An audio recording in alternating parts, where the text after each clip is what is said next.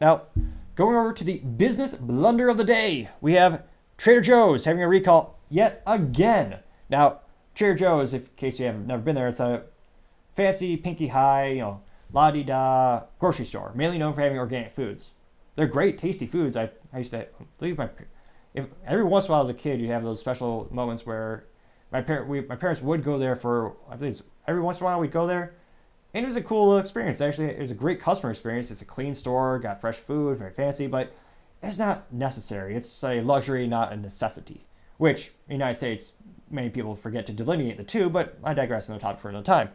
And when it comes to Trader Joe's, them being a more premium brand, they should be worried about every recall. And they've had more than I could count this year. I believe I should say, more than an average American mathematics student could count.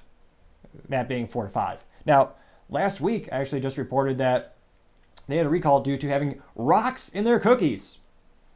Yes, literally rocks were in the cookies. And may suspect, well, that helps with their weight because products for food, they're not measured by how many cookies are in there, it's the weight of the cookies. So, although the people appreciate it because it's, cookies are, I was going to say, usually rocks are locally sourced and they're organic. So, it's a upside for the people who usually shop there.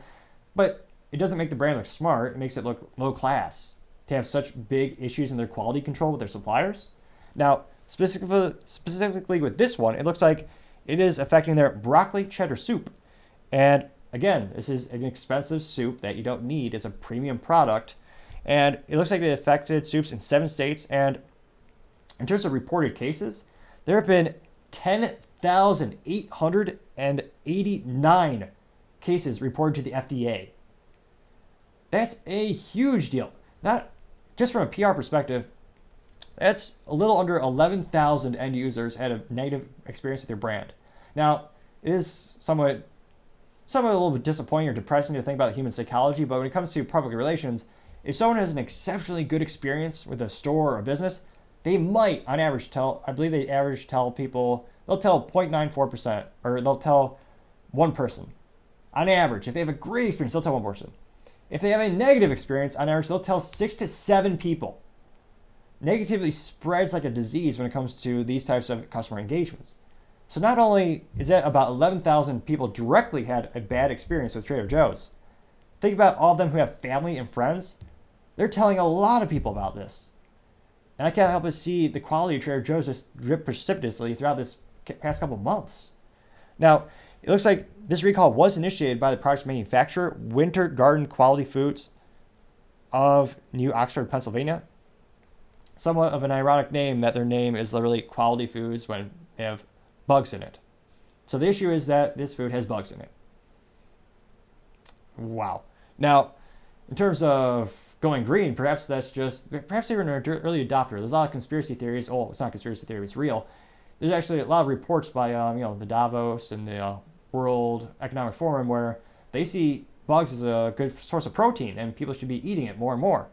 It's a meme that people say is you will eat the bugs, you'll own nothing and be happy, which used to be a conspiracy, but it's actually been publicly stated. So perhaps Trader Joe's just got the early memo about this new initiative of forcing everyone to eat the bugs, which, personally, grass-fed beef, you'll never beat that. Or good salmon. Good salmon is quite delicious from time to time. But perhaps Trader Joe's is just ahead of the curve with this initiative, or they got the memo a little bit early. But I digress. It's one of those things where if your brand is a premium grocery store, to have an issue where you have bugs unintentionally in the food, maybe they'll make that delineation, it certainly doesn't make you look premium. It just makes your brand look more and more rudimentary and just, they can't even do the simple things as quality control. So we'll see how much this affects their sales as they continue to make all these issues. But having bugs in your soup, that's got to be the business blunder of the day. Thank you, everyone, for taking the time to tune in. We're trying to get to 3,000 subscribers by the end of August, so I'd really appreciate you taking time to click that subscribe button. Also, taking the time to comment and like the video really helps it out. It gets shared more and more. The more engagement we'll have, the more we'll be able to invest in the channel, get better production. I appreciate the feedback especially. Also, don't forget to tell your family, tell your friends, tell your coworkers, heck, tell your enemies, tell anyone and everyone. Just stay safe and fight the good fight.